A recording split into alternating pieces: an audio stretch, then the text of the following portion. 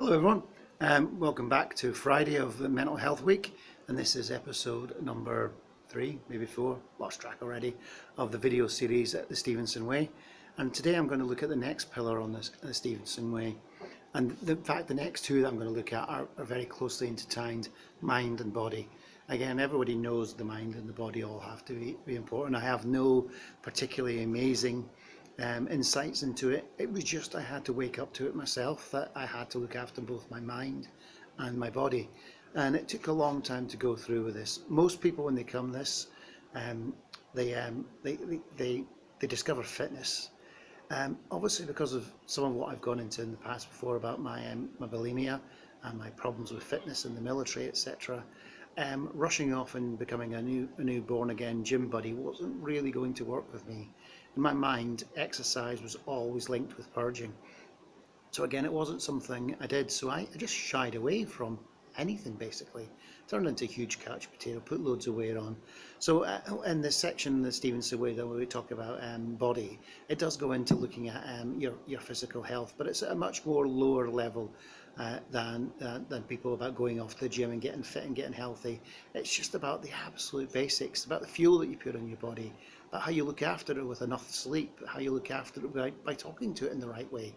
Again, you need to look after and talk to your body just as much as you need to look after and talk to your mind. So again, it's about the understanding that there is a huge connection between what you put into your body and how your body performs. Athletes instinctively know this, the nutritionists go on about this for all the time, but we just ignore it. If you just put loads and loads of sugary processed crap into your body, you're not going to work at the greatest you can.